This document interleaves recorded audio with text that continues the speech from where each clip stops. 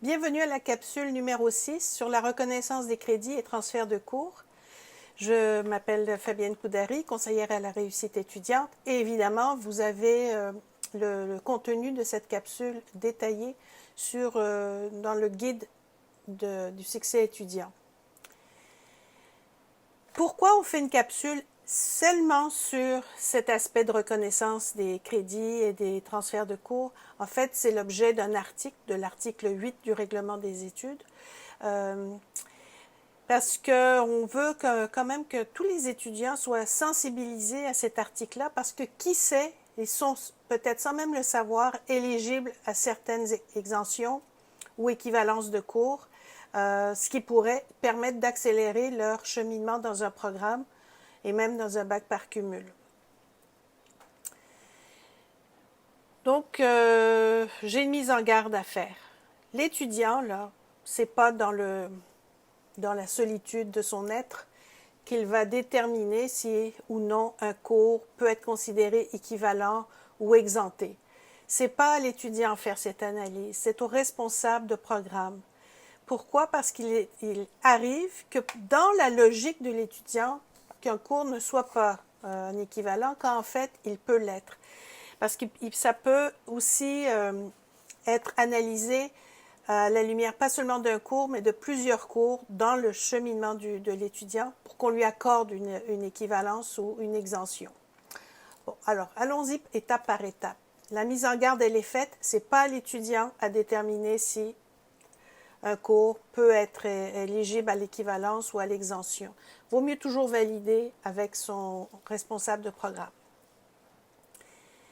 Quelles sont les procédures de façon générale pour faire une demande d'équivalence, de reconnaissance de crédit, etc.? Il faut déposer une demande écrite à son responsable de programme qui, par la suite, pourra approuver ou non cette reconnaissance-là.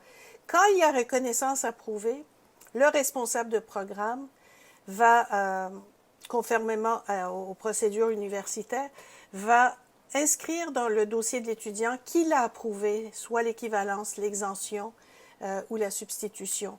Pourquoi c'est important? C'est parce qu'au moment de diplômer, le bureau du registraire, s'il ne voit pas ces approbations-là, il dira non, l'étudiant ne peut pas être éligible à une diplomation.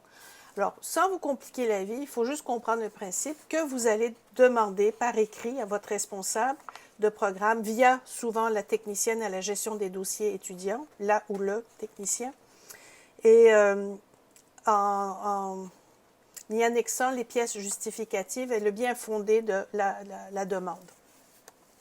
Alors ça, c'est fait.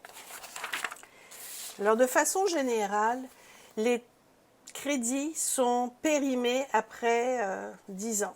La plupart des cours, on ne peut pas les reconnaître en équivalence ou en exemption si ça fait plus de 10 ans que ça a été fait. Il y a même des domaines où ce délai-là est encore plus court. Alors, pour l'équivalence, l'exemption, les transferts de cours, il ne faut pas que ça dépasse 10 ans. On va expliquer ce que c'est une équivalence de cours. Une équivalence de cours, c'est lorsque l'étudiant fait un cours dont le contenu peut être considéré suffisamment équivalent pour pas qu'il soit obligé de le refaire. Alors, ce qu'on va lui accorder quand c'est approuvé, c'est pas une note, c'est 3 crédits équivalents pour le cours qui est dans son cheminement. Mais il y a une petite condition. La plupart des équivalences, ça provient de cours qui ont été faits dans une autre université. Alors, ce qu'on va exiger, c'est que la note minimale soit de C et plus. Pas D, pas D+, pas C-, C. Alors, c'est l'exigence. Alors, si votre cours est plus vieux que 10 ans ou que la note n'est pas minimalement de C, vous ne cassez pas la tête, ne demandez pas l'équivalence, ça sera refusé. Alors, quand il y a une équivalence qui est accordée, ce qui va être inscrit dans votre relevé de notes, c'est EQV, 3 crédits. Ce n'est pas une note, donc les crédits vont contribuer au calcul de vos crédits du programme, mais il n'y aura pas de note associée à ça, donc pas de note dans votre relevé de l'Université de Montréal, donc ça ne sera pas contributif à la moyenne cumulative. Autre chose, est-ce qu'on peut demander une équivalence dans un microprogramme? Non. On peut le demander dans des programmes qui vont donner un diplôme, soit les certificats. Petite parenthèse, quand il y a trop c'est-à-dire que quand vous aurez compris les équivalences et que vous aurez écouté la capsule sur les bacs par cumul, vous comprendrez qu'il faut vraiment faire attention aux équivalences quand on arrive au moment de déposer une demande de bac par cumul, mais je ne vais pas plus loin ici. C'est juste que je veux attirer votre attention pour que vous puissiez retenir que pour le bac par cumul, il faut absolument présenter un nombre minimal de crédits sans doublon. Alors, vous verrez ça dans l'autre capsule. Je vous fais un peu de suspense, mais vous verrez que ce n'est pas très compliqué une fois qu'on a compris. Deuxième catégorie de reconnaissance, c'est les exemptions de cours. Alors, une exemption de cours, ça se base sur la formation intérieure de l'étudiant sous toutes sortes de formes, crédité, non crédité, ce qu'on voudra, et son expérience de travail. Et si on estime que l'étudiant, pour un cours en particulier, démontre qu'il a atteint les objectifs d'apprentissage et les compétences, connaissances associées à ce cours-là, si c'est approuvé, l'étudiant aura une exemption. Alors, dans le relevé de notes, ça sera indiqué EXE pour exemption, et c'est le même principe que pour les cours reconnus en équivalence. Ça donne le nombre de crédits dans le cumul du calcul du programme en termes de crédits, mais ça ne contribue pas à la moyenne cumulative puisque ce n'est pas une note. Est-ce qu'on peut demander une exemption pour un microprogramme? Non, c'est pas encore là. Les microprogrammes n'acceptent pas de reconnaissance de crédit, soit par équivalence ou par exemption. Les transferts, oui, ça c'est une autre paire de manches. Alors, mais pour rester sur le sujet des exemptions, comment on procède quels sont les leviers? Alors, il y en a deux. Le premier, c'est ce qu'on appelle les passerelles DEC certificats. Vous verrez dans le document que j'ai le lien sur le site de la faculté qui explique les conditions et dans quel programme on accepte des passerelles DEC-BAC qui donnent des crédits, parfois même plus que 3 crédits en exemption. Si on a fait un DEC technique ou parfois une attestation particulière dans un cégep particulier en lien avec ce certificat-là, et il faut avoir aussi terminé ce programme-là il y a moins de 8 ans et avoir eu une moyenne, ce qu'on appelle la cote R minimale de 24. Tout ça, c'est expliqué sur le site. Et à la fin de mon document papier, dans le guide, vous allez voir que j'ai fait un tableau qui tout de suite donne un coup d'œil sur la liste des certificats qui offrent cette passerelle-là et quels sont les programmes de technique ou d'AEC qu'il faut avoir. Et aussi, ça donne combien de crédits, puis pour quel cours dans le programme en exemption. Donc ça, c'est pour la passerelle DEC-BAC. Il y a l'autre levier pour les demandes d'exemption, c'est ce qu'on appelle la reconnaissance des acquis expérientiels, RAE, et vous trouverez le lien pour vous expliquer comment faire une démarche de reconnaissance des acquis expérientiels. Il y a une équipe pour ça, il y a des conseillers pour ça. Et j'ai vu récemment sur le site de Facebook de la FEP 3 étudiants qui témoignent de la reconnaissance des acquis, et puis même 2 d'entre eux, ils ne pensaient jamais qu'ils pouvaient être éligibles, mais finalement, les 3 se sont lancés, puis ils ont profité d'exemption, et ça a contribué, en termes d'avantages, à accélérer leur diplomation. Alors ça, c'est fait. Alors, ça vous explique sur le site comment valider les acquis expérientiels. Alors, pour les équivalences et les exemptions, il y a une limite qu'il ne faut pas dépasser. Dans un certificat, on ne peut pas avoir de façon combinée plus que 15 crédits en équivalence et en exemption. Ben, ça veut dire que pas plus que la moitié du programme de certificat, ce qui est déjà pas mal. Pour les transferts de cours, alors c'est simple. Un transfert de cours, ça veut dire que c'est un cours qui a été fait dans un des programmes de l'Université de Montréal et qu'on veut déplacer, transférer dans un autre programme. Alors à ce moment-là, le transfert va se faire mur à mur.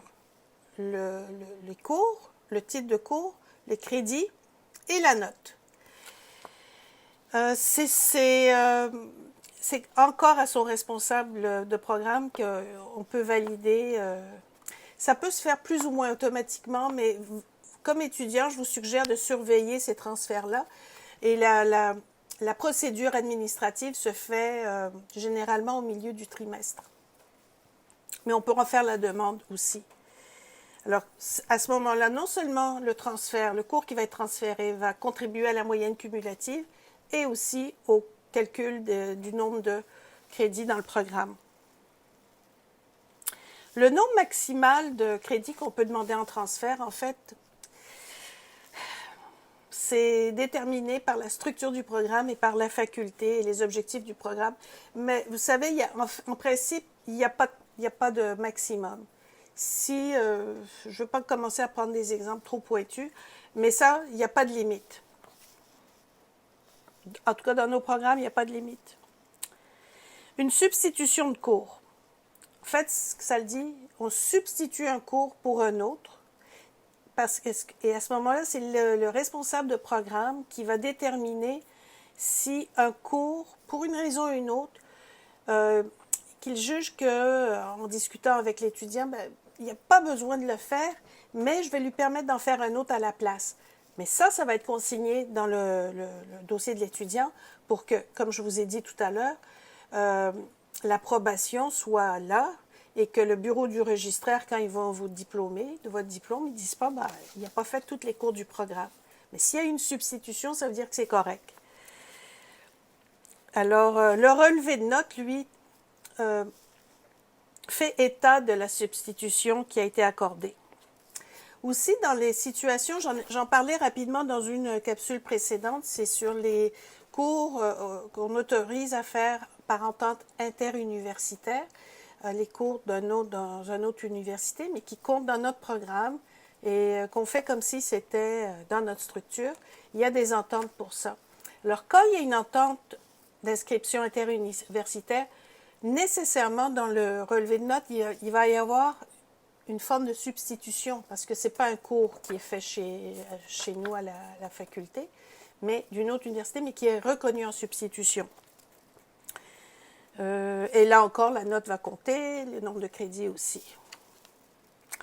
Dans quelle situation il y a nullité d'équivalence ou d'exemption? C'est lorsque l'étudiant dépose de faux documents, des faux diplômes, falsifiés ou qu'il fait des déclarations mensongères. Je suis sûre que ce n'est pas votre cas, mais il y a quand même possibilité que si les documents ne sont pas officiels, les documents sur lesquels on se base pour les reconnaissances de crédit ne sont pas officiels, on va vous retirer ces équivalences-là, puis ça peut vous occasionner des problèmes parce que c'est considéré comme de la fraude. Bon, je vais parler de choses un peu plus réjouissantes.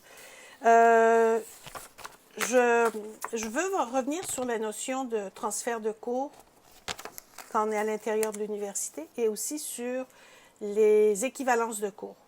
Vous savez que, là je vais vous donner un exemple. Si vous êtes un étudiant qui avait commencé soit un programme à l'Université de Montréal, soit dans une autre université, puis ça fait moins de 10 ans, et que vous avez des cours vous n'avez pas terminé le programme que vous aviez commencé, vous pourriez récupérer jusqu'à 15 crédits d'équivalence si vous avez la note de C minimalement, dans un certificat qu'on appelle le certificat d'études individualisées. Je vous invite vraiment à aller voir sur le site de la faculté les deux programmes de certificats individualisés, S-Sciences et S-Arts. On vous fait un petit topo sur ce que c'est. Et moi, je vous dis par avance que ça peut être très intéressant pour récupérer des crédits. Parfois aussi, ça peut être des crédits faits hors Québec. Mais là encore, il faut que le dossier soit analysé pour savoir si c'est des cours qui sont de niveau universitaire comparé à nos programmes. Alors voilà, c'est tout pour le moment. Alors, si vous avez des questions, n'hésitez pas. Contactez-moi, Fabienne Coudary, FEP Réussite, Université de Montréal. Enfin, vous avez mes coordonnées pas loin. Et je vous invite à nous contacter. Au plaisir